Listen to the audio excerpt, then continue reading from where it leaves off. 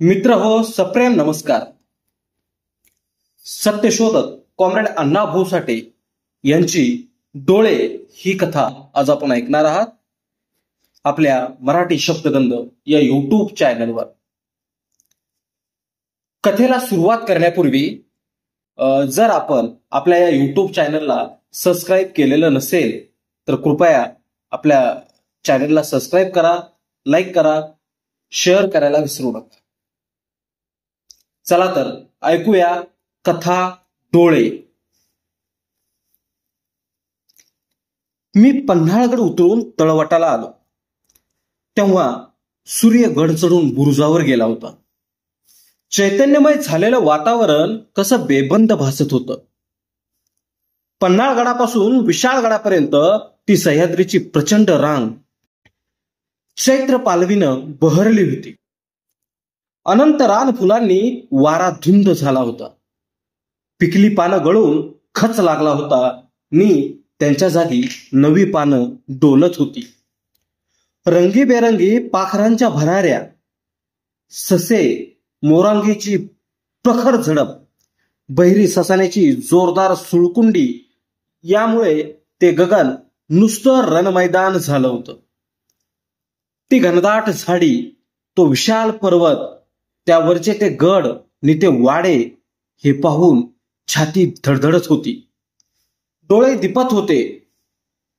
मी मनात पुटपुटलो, इथंच तर मराठ्यांनी वाट धरून मराठी अस्मिता दाखवली. पायथ्याला येऊन मी सागावाकडे वळणार इतक्यात एक मंजूळ आवाज आला. त्या उग्र भयान जंगलात ही बाई कोण म्हणून मी दचकून पाहिलं तेव्हा एक 17 वर्षाची सुंदर तरुणी माझ्याकडे येताना दिसली. तिचा चेहरा तरतरीत नि विलोभनीय दिसत होता. तिचे डोळे टपोरे नि पाणीदार होते नि त्यात चपळता होती. रेखीव भुवया, नोकदार नाक यामुळे तिच्यात काही उणक काहीच भासत नव्हतं. त्याचबरोबर तिचा बांधा निरोगी आणि रसरशीत होता. आपल्या उभार उरोजांवरचा पदर तिने डाव्या हाताच्या 2 बोटात कायमचा धरला होता. मयूरपंखी रेशमी लुगड्यानं तिचं स्वरूप द्विगुणित झालं होतं. ती बेरकी असावी असा माझा समज झाला. कुठं जायचंय तुम्हाला? तिनं जवळ येऊन हसत मुखानं प्रश्न केला आणि माझ्यावरून नजर फिरवली. मी सागावला जाणार, मी उत्तर दिलं. तेव्हा तिनं निश्वास टाकला. बरं झालं बाई, मी घाबरले होते सोबत मिळत नाही म्हणून, पण देवानं माझं घराणं ऐकलं आणि तुम्हाला धाडलं. डोकीच्या केसापासून ते पायाच्या नखापर्यंत मी तिला निहाळून घेतली. तुला कुठं जायचंय? मी विचारलं. तेव्हा पायाचा ठसा फोपाट्यात उठवून त्याकडे पाहत ती उत्तरली, मला सागावलाच जायचं आहे. माझी मावशी आहे सागावात. नंतर मी भेडसगावला जाणार. नंतर मी प्रश्न केला नाही. वाट धरली आणि ती माझ्या मागून चालू लागली ने हळूच म्हणाली, तुम्ही भाबडे आहात. कशावरून? मी कुठं जायचं म्हणताच तुम्ही खरं बोलला. ती बोलू लागली. म्हणून मी तुमच्यावर विश्वास टाकून निघाले आहे. जर तोच प्रश्न तुम्ही मला विचारला असता तर मी तुम्हाला खोटं सांगून भलतीकडेच नेले असते. हे ऐकून मला हसू आलं, कारण मी मुळीच खरं बोललो नव्हतो. मला सागावला जायचं होतं, पण सागाव हे माझं गाव नव्हतं. दुसरी गोष्ट, तीही खरं बोलली नसावी असा माझा पक्का समज होऊन बसला. काहीतरी भानगड आहे असं मला वाटू लागलं. परंतु 2 लबाड सहप्रवासी होऊन निघाल्यानंतर हा प्रवास कसा होणार याचं मला हसू येत होतं. तू का घाबरली होतीस? मी विचारलं. या भागात काही लोक फार वाईट आहेत, काही फरारी आहेत. ते लोक डोंगरात गाठून अब्रू घेतात. एकट्या दुकट्या बाईला असं जाताच येत नाही. ती म्हणाली. मग तू एकटी का बाहेर पडली आहेस? मी पुन्हा प्रश्न केला. मग ती हसली आणि आपली गती वाढवून माझ्या बरोबर येत म्हणाली, माझा नवरा संशयी आहे आणि मीही अशी. शिवाय नवऱ्यापेक्षा मी 100 पटीनं देखणी आहे, म्हणून नवरा सारखा मला छळत असतो. मी हसले की तो चिडतो, नव्हे मनातून रडतो. बरं, मला हसणं ही एक खोडच जडली आहे. आणि माझे हे डोळे दुष्ट आहेत. माझी नजर चपळ आहे, पण दाहक आहे. ती मलाही जाळीत असते. मी कसंही पाहिलं तरी सासरची माणसं एकदम पिसळतात आणि मी दुर्वर्तनी आहे असं नवऱ्याला सांगतात. आणि तापल्या तव्यावर भाकरी जळावी तसा नवरा जळतो आणि मग मला जाळतो. मी खरं सांगू, मी दुष्ट नाही. मी नवऱ्याला देवा इतकं मानते, हृदय उघडं करून दाखवते. पण त्याचं मन संशयानं आंधळं झालेलं आहे. त्याला माझं निर्मळ हृदय गढूळच दिसेल. माझा एक चुलत दीर आहे. तो गोरा आहे, देखणा आहे, दिसण्यात भारी उमदा आहे. माझ्या नवऱ्यापेक्षा 100 पटीनं सुंदर आहे. माझ्यासारखी बाई त्याला दूर ठेवूच शकत नाही, असा आहे तो. पण देव जाणे काय झालं त्याला. माझ्या त्या डोळ्यांचं वेडच लागलं. तो रोज मुद्दाम येऊ लागला. अगदी कोणी घरात का असेना, तो काही ना काही सबब सांगून घरात आतपर्यंत येऊन माझ्या पुढं बसे आणि एकटक मला पाही. मलाही त्याचं नवल वाटू लागलं. पुढे पुढे तर मी जिकडे जाईन तिकडे तो येई. मी पाण्याला निघाले की तो निघे, रानात जावं तर तिकडं तो वेडाच झाला. आणि तो सर्व प्रकार नवऱ्याला उमगला. तो तर एका महिन्यात वेडाच झाला आणि मलाही वेड लावू लागला. नवरा मस्तरानं जळत होता.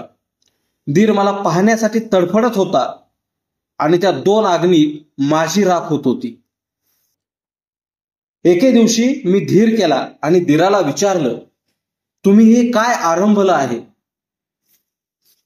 तेव्हा तो निमी आम्ही दोघेच शेतात होतो. वेळ दुपारची होती. आसपास कुणीही नव्हतं. तेव्हा तो हसून म्हणाला, मला काय झालंय ते मलाच कळत नाही. हां, एवढं खरं की तुला पाहिल्या वाचून ना मला चैनच पडत नाही. तुझे हे 2 डोळे आणि त्यावरच्या या भुवया, ते पापणीचे लांब केस, हेच रोज स्वप्नात येतात आणि ते पाहण्यासाठी माझा जीव वेडापिसा होत असतो. तेव्हा मी त्याला विचारलं, मी नवऱ्याची बायको आहे हे लक्षात आहे ना? तेव्हा तो खिन्न होऊन मलूल हसत म्हणाला, मी कधी काय म्हणतोय, मी फक्त तुला पाहत असतो. मला तुझे डोळे पाहावेसे वाटतात, एवढंच. मला त्याची दया आली. काळजात कळ उठली. मी म्हणाले, डोळे गोड दिसतात, पण त्याच डोळ्यात ओळख नांदत असते. सोन्याची किंमत कसोटी सांगते, तद्वत नात्याची महती नजरेला कळते. जर हे डोळे तुमच्या स्वप्नात येत असतील तर मी ते खुरप्याच्या पातीनं फोडून घेईल. पण हा छळ मला नको. हे ऐकून दीर घाबरला. जणू माझे ते रक्तबंबाळ डोळे त्याला कल्पनेनं दाखवले. तो उठला. नको नको, तू डोळे फोडून घेऊ नको, असं म्हणून तो निघून गेला. आणि त्याच वेळी माझा नवरा तिथं आला. त्यानं दीराची पाठमोरी आकृती पाहिली आणि तो वेडावला. गीता, तो कोण गेला? दीर. का आला होता? मला काही गोष्टी विचारायच्या होत्या. कसल्या गोष्टी? याच की तो माझ्या पाठी का लागला आहे. मग विचारल्या? हो, विचारल्या आणि त्यानं चूक कबूल केली. खोटं. मी मनात भरत नाही म्हणून तू त्याला अशी एकांती भेटून पाप करतेस. हे ऐकून मी ओरडले, त्याच्या पाया पडले. नाना परीनं मी त्याला विनवलं, पण त्याचा संशय वज्रलेप झाला होता. तो ऐके ना. अखेर एका गोष्टीवर तो तयार झाला. म्हणाला, विशाळ गडावर खऱ्या खोट्याचा निवाडा करणारा देव आहे, तिकडे चल. जर तिथं तू खरी ठरलीस तर ठीक, नाहीतर तुझी तू नि माझा मी. काल आम्ही विशाळ गडावर पोहोचलो तेव्हा एका माणसानं एका पातेल्यात गोड तेल आणून ते चुलीवर कढवलं आणि त्यात एक पैसा टाकला. जेव्हा तेल कडकडून कडू लागलं तेव्हा तो देव माणूस म्हणाला, बाई, तू जर पवित्र आहेस तर तो तेलातील पैसा काढून दे. जर तुझा हात जळाला तर तू पापी, नि जर तुला काहीच इजा झाली नाही तर तू देव. ते ऐकून मी भ्याले. म्हणाले, तुम्हीच ते करा. मी पापी आहे असं म्हणून तो पैसा काढा. जर तुमचा हात जळाला नाही तर मी पापी. त्यावेळी तो माणूस एकदम पिसाळला आणि काठी घेऊन माझ्या अंगावर आला आणि त्यानं मी 100% गुन्हेगार म्हणून निर्णय दिला. मीही आता गुन्हेगार होऊन माहेरी जात आहे. ही सर्व कथा ऐकून माझ्या काळजात पाझर फुटला. मी स्तंभित होऊन विचार करू लागलो. परंतु तिच्या चेहऱ्यावरचा तो लबाड भाव पाहून बावचळूनही गेलो. तोच ती म्हणाली, एक गोष्ट बोलू? हो, पण मला भाबडा म्हणू नकोस. या भागातून जाणं धोक्याचं आहे, ती म्हणाली. मी म्हणजे एक धोका आहे. मी तुमची कोणी नाही हे जर एखाद्या गावगुंडाला समजले तर तो मला पकडून ठेवील आणि मी जन्मातून उठेन. मग काय करूया? मी उलट प्रश्न केला. तेव्हा तिनं काहीच न बोलता माझ्या खांद्याचं बोचकं आपल्या डोकीवर घेतलं. पदर नीटनेटका घेऊन एखाद्या नव्या नवरीसारखी ती चालू लागली. नंतर हळूच म्हणाली, माझं नाव गीता आहे. कुणी विचारलं तर बायको म्हणून सांगा. म्हणजे? मी दचकताच ती कपाळावर आठी घालत म्हणाली, दचकाया काय झालं? अशी बायको दिल्याबद्दल देवाचे उपकार माना नि चला. मला तिची भीती वाटू लागली आणि माझा तो पडेल चेहरा पाहून दगडावर रुपये ओतावे तशी ती हसली. यावेळी मी दुसऱ्या विवंचनेत गुंतलो होतो. ती वाट माझ्या पायाखालची नव्हती. मी प्रथमच त्या वाटेनं जात होतो. त्यामुळे घोटाळा झाला होता. सूर्य बराच वर फिरला आणि सागाव पुष्कळ दूर होतं. ही गोष्ट आता मला उमजली होती. तेव्हा आम्ही एक डोंगर चढत होतो. 1.5 मैलाची चढण नंतर 2 मैलांची माथ्यावरची वाट आणि पुन्हा 1.5 मैलांची उतरण आणि नंतर पायथ्यापासून 2 मैल सागाव. असा हा 7 मैलांचा डोंगरी प्रवास थोड्या वेळात शक्य नव्हता. म्हणून मी चिंतातूर होऊन पाय उचलत होतो. गीता पळत होती. सूर्यास्तापर्यंत आम्ही बरीच मजल मारली. चढण चढून माथाही ओलांडला आणि उतरणी समीप येऊन दाखल झालो. ऐन उतरणीजवळ खिंडीत एक लहानसा गाव होता. ती वाट त्या गावातूनच जाऊन पुढे डोंगर उतरली होती. वाटेकडेलाच एक देऊळ होतं आणि तिथं 7-8 माणसं बोलत बसली होती. त्यात एक म्हातारा मोठा चाणाक्ष होता. पिवळा पटका बांधून तो ऐटीत बसला होता.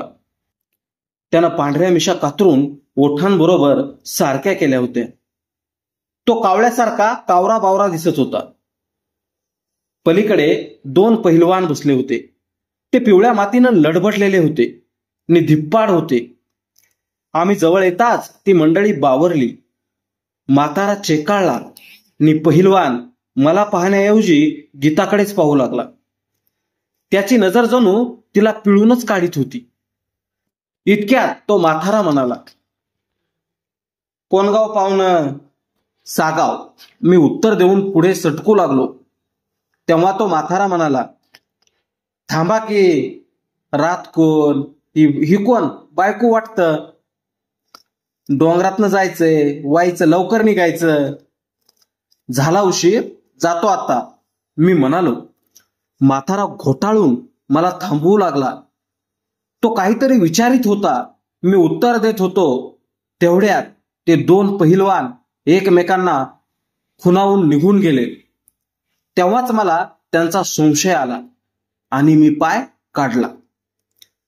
डोळ्यांच्या उजेडानं डोंगर उतरायचा आणि मग पायाच्या अदमासानं सागाव गाठायचं असा विचार करून मी निघालो तेव्हा गीता घाबरली होती. एकाएकी तिचा चेहरा पडला. ती केविलवाना स्वर काढून म्हणाली, ते दोघे पुढे गेले आहेत, नक्कीच काहीतरी होणार. मलाही त्यांचा संशय आला होता. त्याला पुष्टी मिळताच मीही खचलो. कडूस पडत होतं, तोंड ओळख मोडत होती आणि 1.5 मैल डोंगर उतरायचा होता आणि तोही किर्र झाडीतून. बरं, त्या गावात रात्र काढावी तर तेही शक्य नव्हतं. ते 2 पहिलवान त्याच गावचे होते. आयती वाघाच्या घरी शेळी पाहुणी. आता गेल्या वाचून गत्यंतरच उरले नाही. चल, हिंमत सोडू नकोस, मी उद्गारलो. तिथं उतरणीची पायवाट होती. तिथं दोन्ही बाजूंनी सोंडपे पुढे जाऊन त्यांना खेकड्याच्या 2 नांग्यांचा आकार आला होता. आम्ही उतरणीजवळ आलो तेव्हा तिथं कोणीच नव्हतं. तेव्हा पुन्हा धीर आला आणि पायास वेग आला. आम्ही भरभर उतरू लागलो. 2-3 वळण घेऊन माथ्यावर पोहोचलो आणि वरून शीळ वाजली. ती डोंगरात वळवळत पळाली आणि आम्ही भयभीत झालो. तेव्हा आमच्या डोकीवरचं आकाश लखलखीत होतं. बाकीचा डोंगर अंधारात बुडत आला होता आणि झाडाच्या बुडख्यात त्या गर्द झाडीत अंधार मावत नव्हता. फक्त वरच्या उजाळ्यानं ती मळवाट तेवढीच दिसत होती. शीळ येऊन आमच्या उरात तलवारीप्रमाणे शिरली. आम्ही वर पाहिलं तेव्हा एक आकृती खाली येताना दिसली. लगेच आम्ही खाली पाहिलं तेव्हा दुसरीही आकृती वर येत होती आणि आम्ही मध्येच सापडलो होतो.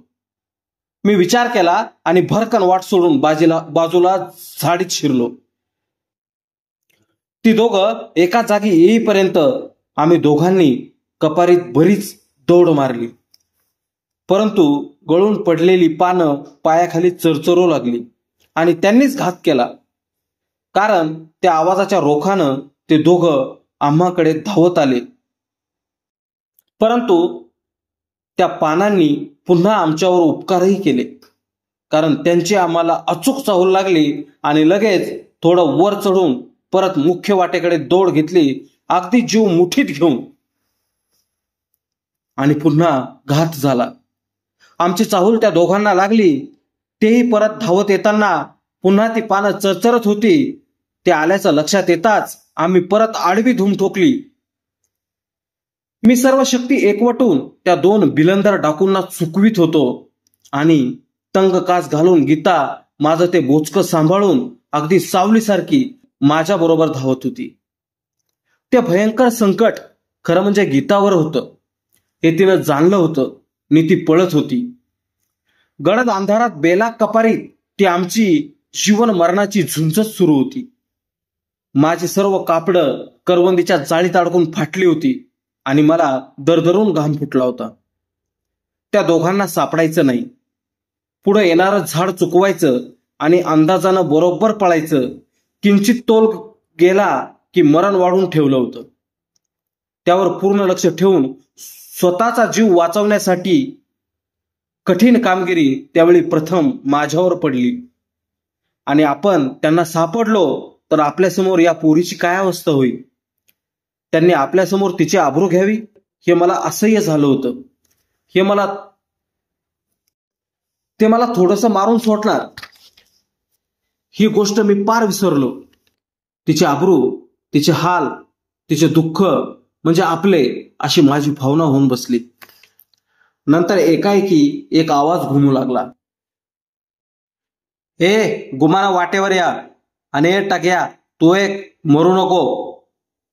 आता आम्ही दगडानं तुम्हासनी चेपून काढू, मग मारा, नाहीतर ती पोरगी देऊन जा बरं, त्यांनी मला हुकूम केला. ही त्यांची घोषणा ऐकून मी गांगारून गेलो. अंधारात अंदाज घेऊन जर त्यांनी दगड मारला तर काय याचा मी विचार करू लागलो. तेव्हा त्या दोघांपैकी एक जण म्हणाला, तू इथंच थांब, मी बॅटरी घेऊन येतो, त्याशिवाय ही घावणार नाही ती. हा जा, आणच बॅटरी, दुसरा म्हणाला.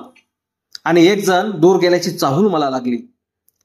त्यांनी दगडानं मारण्याचा बेत रहित केला याबद्दल मला आनंद झाला आणि एक जण गावात गेल्याचं समजताच पुन्हा मला बळ आलं.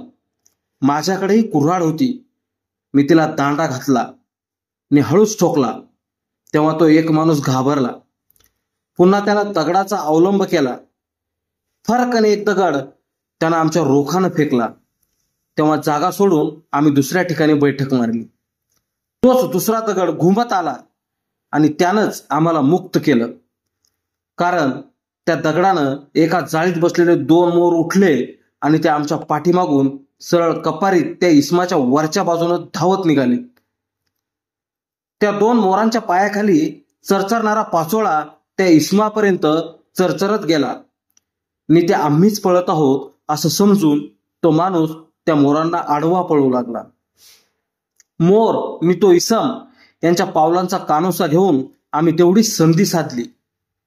भरकन आम्ही उतरणीवर येऊन वाट धरली आणि खाली धूम ठोकली. आम्ही तळवाटाला आलो तेव्हा एकाएकी माझी शक्ती सुलोपली. मी गलित गात्र झालो. मला चालणे अशक्य होऊन मी कुऱ्हाड टेकीत निघालो. तेव्हा गीतानं मला आधार दिला. माझ्या मनावरचा भीतीचा दाब दूर होताच माझा दाबून धरलेला दम उखडला होता. परंतु गीता अजून दमली नव्हती, कारण ती अजून निर्भय झाली नव्हती. अजून तिच्या मनावर भीतीचा पगडा कायम होता. आम्ही एका झाडाखाली बसलो. इतक्यात वर कपारीत गडगडाट झाला. लगेच मेलो अशी ओरड झाली. काहीतरी पडलं असावं असं वाटून आम्ही कान टवकारले. तोच तो माणूस ओरडू लागला, सकाराम, मेलो, वाचवा मला. वाघानं धरला वाटतं, भेदरून पाहत गीता म्हणाली. त्याचं विव्हळणं चालूच होतं. आम्ही ऐकत होतो. आपण जाऊया, गीतानं पुन्हा आग्रह केला. नको, बघूया त्यांचं काय झालं, मी उत्तरलो. त्यावेळी आम्ही त्यांच्या भीतीच्या शिवे पार होऊन बसलो होतो. थोड्या वेळानं बॅटरी आणायला गेलेला पहिलवान पेट्रोमॅक्सचा कंदीलच घेऊन आला. त्याच्या निळ्या प्रकाशात तो हिरवा डोंगर विलक्षण दिसू लागला. नारबा, कुठं आहेस रे, त्यानं हाक मारली. आणि मग दुसरा आवाज आला, सकाराम, मी इथं आहे, मी पडलो, माझा पाय मुळीत अडकून बसलाय, माणसं आण. लगेच कंदील तिथंच ठेवून तो सकाराम परत गावाकडे पळाला आणि आम्ही सागावकडे पळ काढला आणि वारनेत येऊनच दम टाकला. तेव्हा वारणा शांत होती. किनारा थंड पडला होता. पावसाळ्यात कसपटाप्रमाणे हातीला ओढून नेणारी वारणा नदी आता निरंजनाच्या मंद ज्योतीप्रमाणे शांत शांत वाहत होती. पाय ठेवताच वाळू करकरली. तेव्हा माझं काळीज निर्भय झालं. वारणा सागावला घासून गेली होती. नदीतून सागावचे दिवे दिसत होते. जेवण वेळ टळत होती. तेव्हा माणसांचा गलका मंदावला होता. मध्यभागी येताच गीता हळूच म्हणाली, एक गोष्ट बोलू? बोल, पण मला भाबडा म्हणू नको. मी तिची चेष्टा केली. तेव्हा स्वतःच्या गालावर हळुवारपणे मारून घेत म्हणाली, तोबा तोबा, जीभ झडल तसं म्हणणाराची. मग बोल, आता मी खरं सांगते. गीता गुडघाभर पाण्यातून चालत चालत म्हणाली, माझं माहेर भेडसगाव आणि सागावात माझी मावशी नाही. सकाळी मी खोटं सांगितलं तुम्हाला. माझा संशय खरा ठरला. मला हसू आलं. मीही खरं बोललो नव्हतो. मी विचारलं, मग आता बोलतेस ते तरी खरं का? आता खरंच, मी खरं सांगते, गीता दिलगीर होऊन म्हणाली. माझं माहेर मानेवाडी, शिराळच्या पुढं. मग ऐक, मीही खरं सांगितलं. माझं गाव हे सागाव नवं, इथं बहीण आहे. आणि माझं गाव पाटेगाव, शिराळाच्या पुढं. अगं बाई, मग शेजारीच की, असं म्हणून ती मोठ्यानं हसली आणि लगेच गंभीर होऊन म्हणाली, आजचा प्रसंग जीवावरचा होता. त्यानं माझं प्रथम डोळं पाहिलं. खूप उशीर तो माझ्या डोळ्यात पाहत होता. म्हणूनच त्यांनी तो कपटी डाव टाकला होता. जर आपण सापडलो असतो तर वाईट झालं असतं. माझ्यासाठी तुम्हालाही ताप घडला असता आणि मी तर आबरूलाच मुकले असते. तुम्ही भारी हिंमत केली. वाटतं हे डोळेच फोडून घ्यावेत. शेवटी ती आवेगानं उद्गारली. तिच्या उद्गारात निर्धार होता, वैताग होता. वयात आल्यापासून तिला एकही क्षण सुखाचा लाभला नव्हता, म्हणून ती निराश झाली होती. आणि दुःखाचा उगम आपल्या या नेत्रात आहे अशी तिची समजूत झाली होती. ती रात्र सागावात काढून पहाटेच आम्ही आपली पुढील वाट धरली. तेव्हा गीता हर्षानं मोहरली होती. तिचा पाय जमिनीवर ठरत नव्हता. माहेरची ओढ लागून ती आई, बाप, भाऊ यांना पाहण्यासाठी आतुर झाली. आणि त्याच वेळी आई बापाला आपलं दुःख सांगायची तिला घाई झाली होती. हृदयात पेटलेले दुःखाचे निखारे जणू ती आई बापापुढं ओतून शांत होणार होती. परंतु दुपारी मानेवाडी जवळ आली तेव्हा ती रंजीस आली होती. आणि मानेवाडीची फुटवाट आली तेव्हा तर ती रडकुंडीस आली.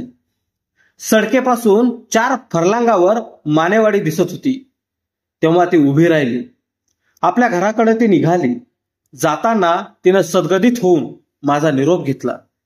4 पावलं चालून ती पुन्हा थांबली. हात उंचावून ओरडून म्हणाली, कधीतरी या, माझी आठवण आली तर, असं म्हणून ती मंद गतीनं निघून गेली. बदलणे हा जगाचा नियम आहे. त्याप्रमाणे ते बदलत होतं आणि जुन्या जगातून नवं जग उदय पावत होतं. जुनी सुख लोपून नवी येत होती आणि जुनी दुःख दूर होऊन नवी दुःख माणसांना रडवीत होती. परंतु माणूस दुःखापुढे पाठ फिरवीत नव्हतं. मीही त्यातच होतो. मी कुंडलवाडीहून निघालो. माझी वाट मानेवाडीतूनच पुढे जात होती. गावात शिरताच वाऱ्यानं दार उघडावं तद्वत आठवणीचं दार खाडकन उघडलं. मला गीताची आठवण झाली. पण तिच्या बापाचं नाव मी घर मला माहीत नव्हतं. मी किंचित थांबून विचार केला आणि समोरच्या घराकडे वळालो. मला गीताची चौकशी करायची होती. मी दारात पोहोचलो आणि चकित झालो. सोफ्यातच गीता बसली होती. हिरवं लुगडं, खडीची तंग चोळी, स्वच्छ आणि टापटीप पोशाख. तिला पाहून मला आनंद झाला, परंतु तिच्या चेहऱ्यावर किंचित रेषा उमटली नाही. ती भुईमुगाच्या शेंगा फोडीत होती. जागची हल्ली नाही ती. मला चीड आली. मी खणखणीत स्वरात विचारले, काय ओळख लागत नाही वाटतं? माझा आवाज ऐकताच ती दचकली. दिवसताच पेटाऱ्यातून नागिन उठावी तशी ती उठली. तुम्ही आला? एवढंच म्हणून ती रडू लागली. अगदी सर्व शक्ती एकवटून तिनं हंबरडा फोडला. भरकन पदर ओढून त्यात तोंड दडवून पुन्हा ती मटकन खाली बसली. ती मोठ्यानं रडू लागली. मी घाबरून पळायचा बेत रचला. तोच तिची आई आली. तिनं तिला पोटाशी धरली. बाप येऊन माझ्यापाशी बसला आणि म्हणाला, पोरीनं वाईट केलं, डोळे फोडून घेतले. हे ऐकून मला अंगावर कडा कोसळावा तसं वाटलं. जिभेवरचे शब्दच पांगुळले. मी नुसता पाहत राहिलो. नंतर ती शांत झाली.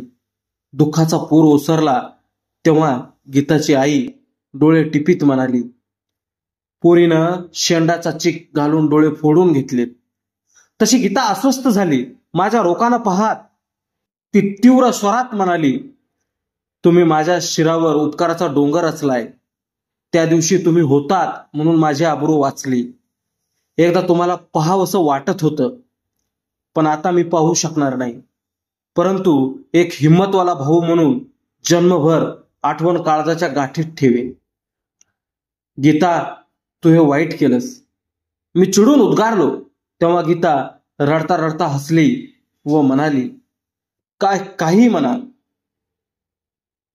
सर्वच असंच म्हणतात. पण माझ्या डोळ्यांनी माझं नांदणं उठवलं. इज्जत गेली. बापाच्या नावाला कलंक लागला म्हणून वैतागून मी तसं केलं. पण माझे डोळे सुंदर होते. तिचा कंठ दाटला. सारंगीनं करून सोर हवेत फेकावा तसे ते माझे डोळे सुंदर होते हे शब्द त्या सोप्यातच चरफडले. वातावरण मलूल झालं. ती रडू लागली. गीता असह्य अगतिक होऊन रडत होती. माझे डोळे सुंदर होते हे शब्द ती थरथरल्या ओठांनी अस्पष्ट उच्चारत होती आणि लहान मुलाप्रमाणे रडत होती. छळ झाला, नांदणं गेलं, बेआबरू झाली म्हणून स्वतःचेच सुंदर डोळे, अगदी जगाच्या मोलाचे डोळे फेकून देणारी गीता आता डोळ्यांसाठी रडत होती. दुःखापोटी दुःखच निपजतं. तद्वत गीताच्या दुःखातून क्रूर दुःखाला जन्म दिला होता. तिचे 2 डोळे गेले होते, पण ते तिच्या अंतरात अमर होते. त्यांची महती तिला पटली होती म्हणून ती रडत होती. धन्यवाद.